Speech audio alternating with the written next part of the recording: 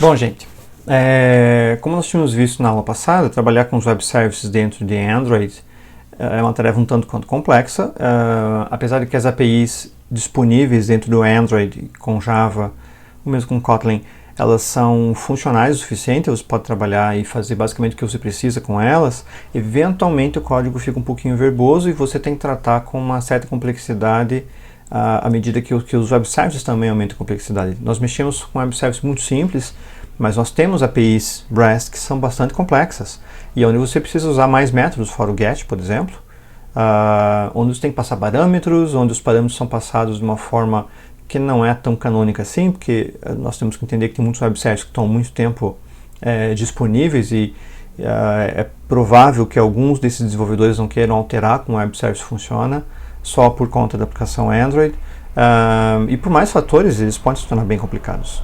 O que leva a nossa piadinha, que está aqui. Cadê a piadinha? A nossa piadinha que está aqui, que acho que todo mundo aqui assistiu O Senhor dos Anéis, essa cena icônica, e mostra que uma pessoa não vai simplesmente fazer request de HTTP sem escrever um monte de código. Isso daqui vale não só para Android, mas para quase qualquer linguagem e quase qualquer arquitetura.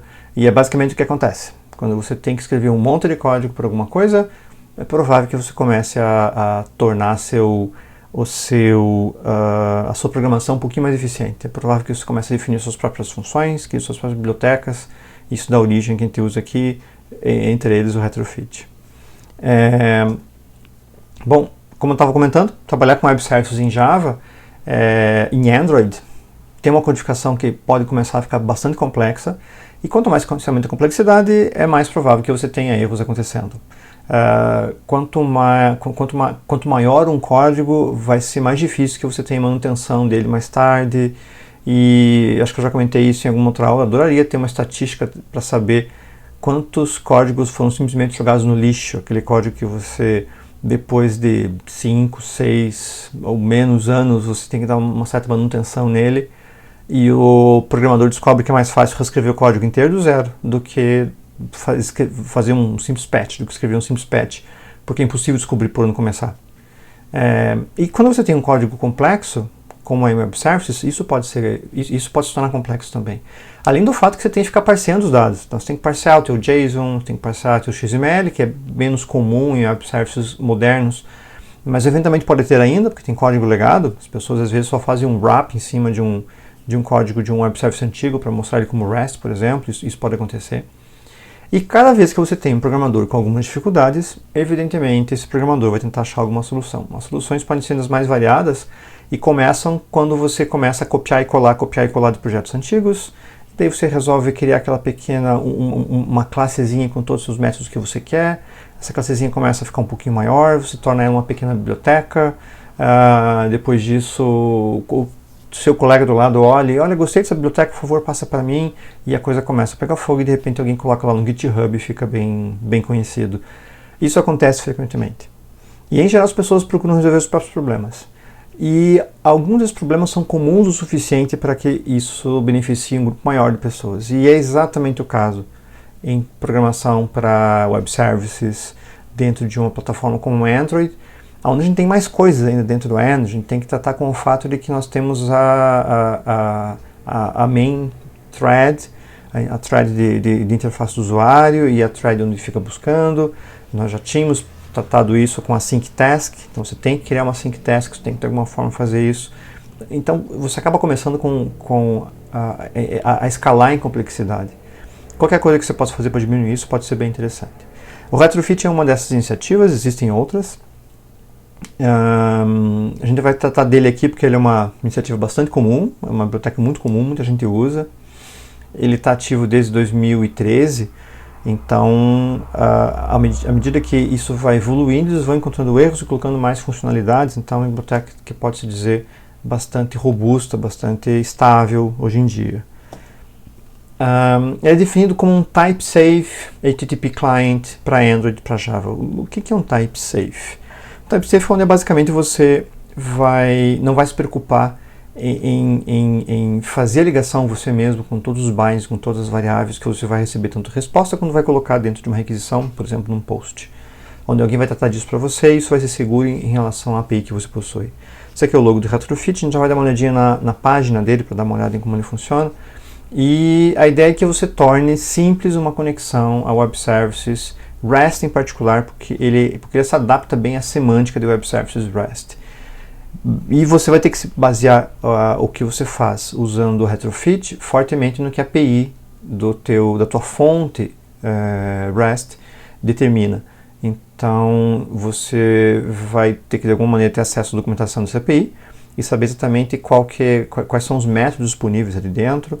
E como método dentro do Web Services REST, basicamente você tem aquele sufixo dentro da URL, né? Se você lembra como é que o REST funciona, geralmente você tem uma URL de base, onde você tem o ponto de início, o raiz de todos os métodos que estão embaixo dela, e daí a partir do você coloca um sufixo dentro do URL, possivelmente passando parâmetros junto, e então você começa a acessar os métodos dentro da tua API, começa a acessar as conexões que ela oferece para você. Então, o acesso a essa API é feito de forma bastante adequada pela Retrofit. E o Retrofit tenta encapsular, tenta tratar dentro dele várias das complexidades que nós temos em geral quando a gente trabalha com acesso a Web Services. E basicamente ele faz isso com o conceito de interfaces, que a gente já conhece faz tempo em Java, que é aquela classe 100% abstrata. Sempre lembrando que alguém vai ter que implementar a interface, esse é um ponto interessante do Retrofit. E POJOs. POJO é aquele Plain Old Java Object. É um objeto Java básico, a gente pode chamar de Transfer Object, Value Object, outros nomes para esse design pattern, mas a ideia é que o POJO você tem um conjunto de campos e o set get para cada campo, basicamente isso. Dentro do Retrofit, essas interfaces vão definir quais são os métodos de acesso. Então você vai varrer lá a tua API REST, vai verificar quais métodos que tem, qual que é o URL de base, quais métodos que você possui ali dentro, e daí vai implementar os métodos para acessar os métodos do REST que você precisa, seguindo a mesma semântica que eles têm. Nos POJOs, nos Plain Old Java Objects, você vai definir eles de acordo com as respostas que você vai receber do seu método REST. Então, se você for receber um objeto único, você provavelmente define um POJO que contenha campo por campo, ou os campos que você vai utilizar dentro daquela resposta JSON. E se você for receber um JSON Array, na realidade, porque alguns métodos em REST retornam uma collection de objetos, né? Você define uma list com esses objetos todos. Mas você precisa definir os POJOs, que são os objetos que vão corresponder àquela entrada, aquela resposta que você tem dentro do teu método REST. Da mesma forma, você pode criar um POJO para você postar, usando o método POST, postar funcionalidades, postar objetos para o teu método REST também. Então o POJO vai servir tanto para request quanto para response.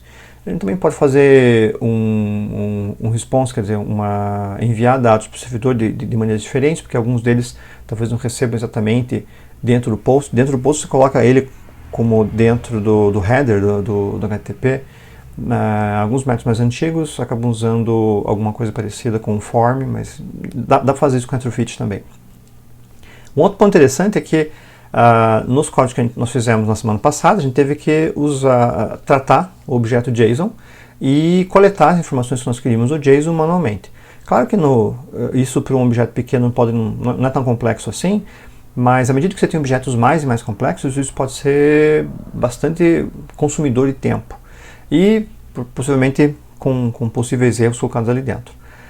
Dentro do Retrofit nós usamos um converter que vai se preocupar em fazer essa conversão entre a resposta JSON que você recebe e o POJO que você tem.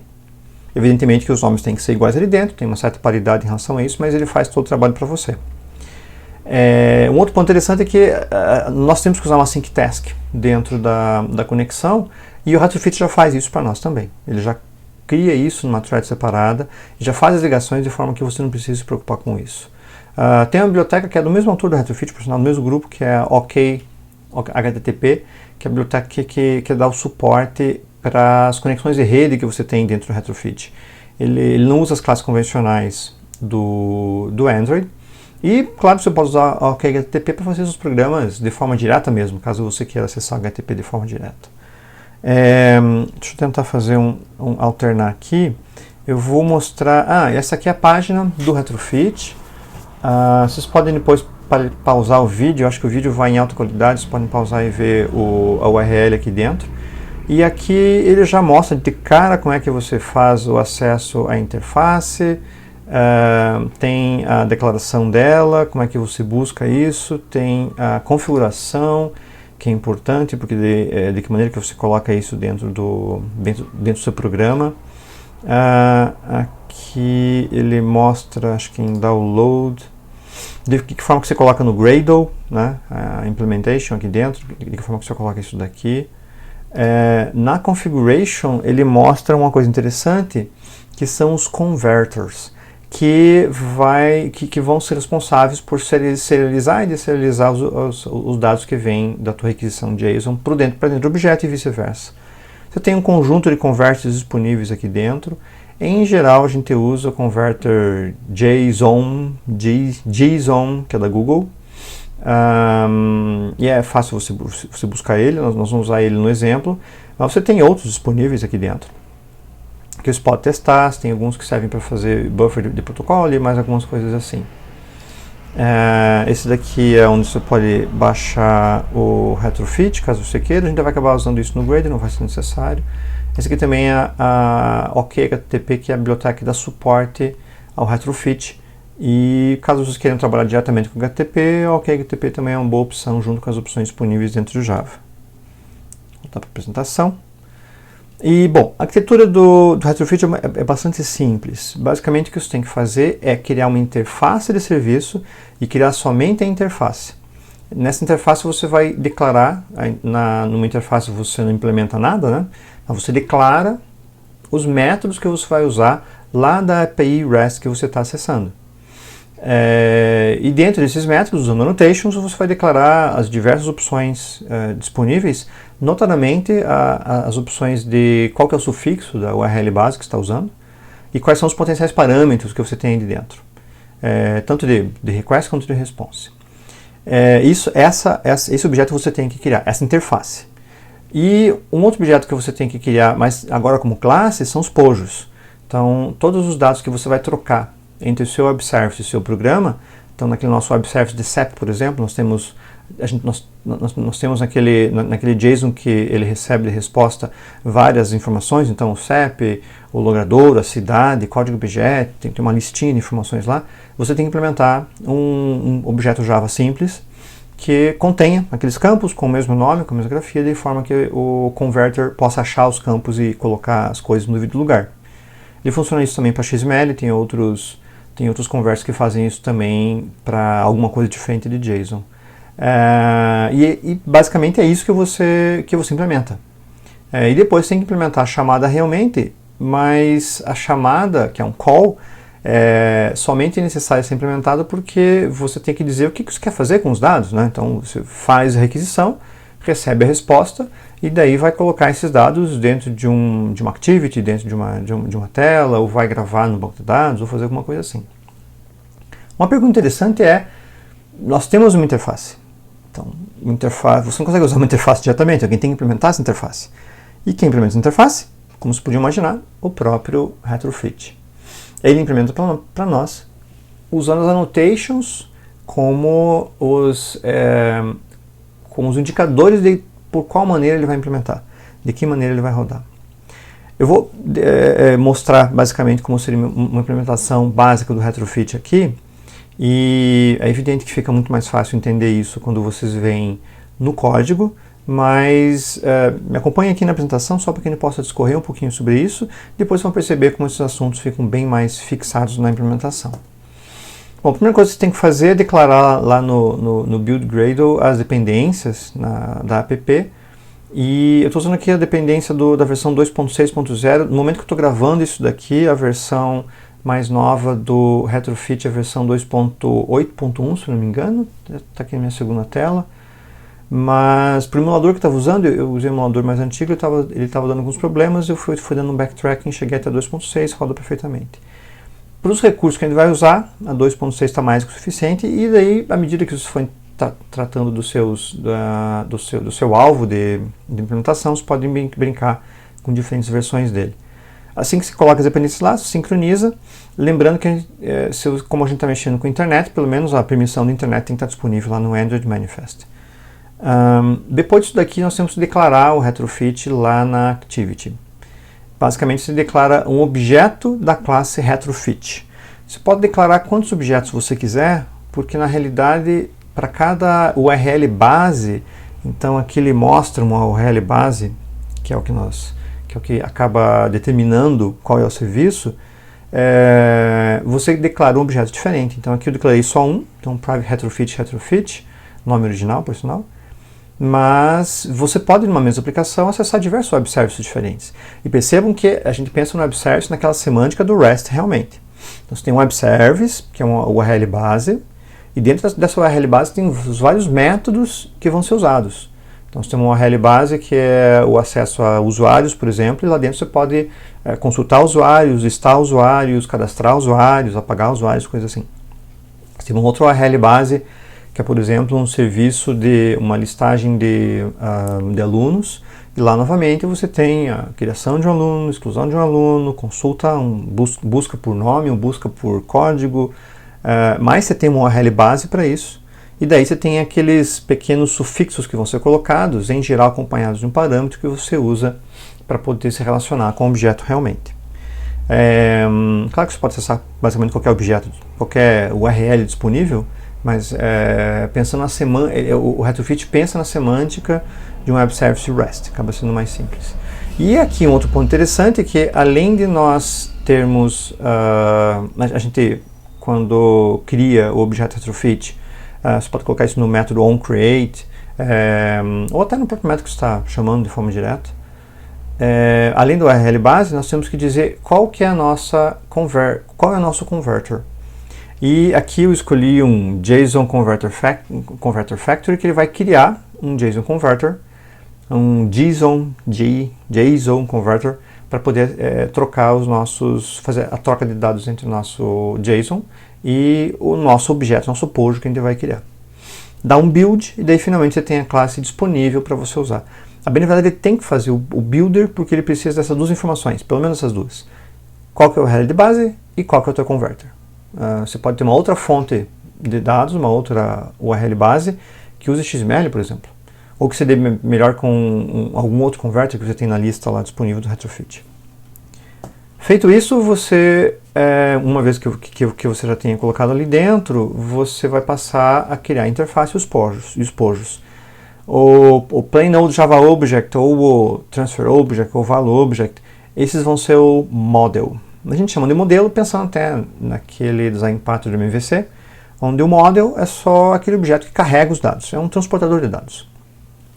E ele vai representar os dados da busca ou do request que você faz.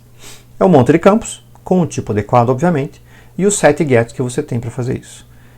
Tem que refletir, tem que ter os campos de nome igual, sintaxe igual com o JSON que você está usando, que a tua API te mostra. E esse mesmo POJO vai ser usado tanto para uma resposta única, quando se busca somente uma unidade daquele POJO, né, uma unidade da classe, quanto para uma collection. Então você pode criar uma collection e gerar uma list, para quando aquele método específico do REST retorna um conjunto de objetos, não só um objeto em particular. Depois disso tem que criar a sua interface, que é basicamente o seu serviço. Então você tem dois objetos aqui dentro. Dentro da codificação as pessoas costumam colocar até em packages diferentes, porque é provável que você tenha um conjunto razoável de POJOs, de models, né? E eventualmente um conjunto razoável de serviços também, porque você, numa mesma URL base, você pode ter, por exemplo, diferentes objetos semânticos acontecendo, rodando ali dentro. Então, basicamente, você cria uma interface, como está mostrado aqui dentro, e você tem duas informações básicas aqui, que é qual que é o URL do método que está aqui. Essa URL vai dizer qual é o sufixo que você coloca na URL base para achar aquele objeto particular. Então a gente pode ter uma URL base qualquer e um barra aluno, barra busca aluno para você buscar aluno particular. Um barra alunos para pegar uma collection de alunos, ou o que seja. E esse método retorna uma call com o objeto, uma call tipada com o objeto que você quer, que é o pojo que você vai receber de forma particular. Essa é a declaração dos objetos que você tem. Declarados esses objetos, você, no seu código, vai ter que acionar essa busca de alguma forma. Se vocês lembram de como é que a gente faz o acesso a um Web Service REST lá no código, a ideia é que você cria lá seu sync task, que você implemente todos os métodos, que você faça a chamada em particular, receba e traduza todo o teu JSON em objetos que você possa usar internamente. Aqui fica bem mais simples, porque na realidade o que ele faz é criar um service em particular, por exemplo, um data service, que é aquela interface que nós criamos. Isso aqui é uma interface, né? E você pede para o retrofit, então, criar uma classe baseada naquela interface que você definiu para ele. Quando você tem essa implementação concreta já disponível, então você pode chamar o método que você queria. Então, buscar dados ou o nome do método que você queira, e você cria uma call a partir disso. Essa é uma call tipada, porque ela tem o tipo do objeto que vai ser a resposta, que está colocada aqui dentro. A call por si só é só preparação do que vai acontecer, porque a chamada realmente está aqui no enqueue, onde você envia para a fila de requisições lá do OK HTTP, para ele enviar esse dado lá para o Web Service e receber a resposta. Ele tem um callback, que são os métodos de retorno que ele possui. Pelo menos ele vai pedir para implementar o onResponse e o onFailure. O onResponse é quando o teu Web Service respondeu alguma coisa para você. Essa resposta não necessariamente precisa ser a resposta correta. Você pode ter buscado, por exemplo, um usuário que não existe, né? Ou algo do gênero. Mas ele responde algo para você. E você pode daí verificar o código da resposta, pode verificar se por acaso não houve um código que sinalize o fato de que aquele objeto não existe ou coisa assim. Mas o onResponse é quando há uma resposta específica. Em geral é ali que você vai implementar alguma coisa para receber os dados, colocar a interface, coisa assim. E o onFailure é quando uma exception basicamente aconteceu. Então provavelmente o teu web service está fora do ar, ou mudou a URL, alguma coisa quando uma exceção aconteceu e você pode se preparar para isso também. Isso não, como a gente já comentou muitas vezes, a rede é bastante imponderável dentro de sistemas móveis. E até o slide anterior é basicamente como funciona uma consulta na retrofit, que nós vamos implementar daqui a pouquinho. E uma ocorrência bastante comum é quando você tem parâmetros específicos. Então, quando você tem um parâmetro, eu não sei se vocês lembram de como é que funcionava o JAX RS, que era a maneira pela qual você define objetos, você transforma um objeto simples em um Web Service REST na API padrão de Java. Basicamente, se você tem um parâmetro qualquer para passar, é muito provável que esse parâmetro faça parte da tua URL. Então, você tem que ter alguma forma, e claro, você quer que o parâmetro seja chamado por um método, diretamente. No slide anterior aqui, nós temos a chamada, essa aqui é a chamada. Essa é a chamada do método que você tem. Então só chamei buscar dados de forma direta. Não tem parâmetro nenhum ali dentro. Mas, por exemplo, no nosso exemplo da aula passada, que era o CEP, a gente vai querer colocar um parâmetro, que é basicamente o CEP que você quer usar.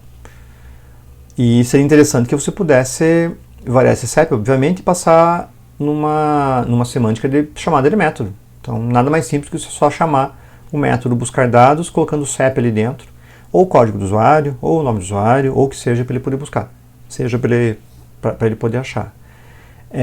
Para fazer isso, então, aí dentro do seu método, você declara o parâmetro que você quer, esse string parâmetro 1, por exemplo. Então, esse método buscar dados agora vai receber uma string. Só que você tem que dizer, olha, essa string tem o nome de par1 dentro do path, essa notation diz isso. E no get você diz exatamente aonde ele vai estar. Porque provavelmente se você está usando um get, o parâmetro faz parte do path, pelo menos é isso que dizem as boas práticas de um Web Service REST. E essa é a maneira pela qual você pode colocar quantos parâmetros você quiser, bem na verdade, porque eu posso ter basta colocar uma vírgula aqui e acrescentar mais um parâmetro, só que eu tenho que colocar também annotation @path, @path, e daí citar o outro nome e colocar esse outro nome lá dentro da URL. Esses dois nomes aqui têm que ser obviamente iguais. O nome do parâmetro em particular não significa muita coisa, esse nome que está aqui, o parâmetro real do método. Mas esses dois aqui, das duas annotations, tem que ser idênticos para que ele possa se virar, porque é dessa forma que ele vai inserir essa string lá dentro da chamada para poder compor a URL correta para fazer o retrieve do objeto. Bom, é tremendamente mais simples quando a gente coloca isso em código, né? Então é o que eu vou fazer agora para vocês e mostrar como é que a gente faz um exemplo simples usando o retrofit. Basicamente, até para ficar mais simples, eu vou usar o mesmo exemplo que nós tínhamos na aula passada, até para deixar no mesmo código, tanto o código grande lá com a sync task, quanto as pequenas porções de código que o retrofit vai precisar. Então vamos lá, vejo vocês daqui a pouquinho.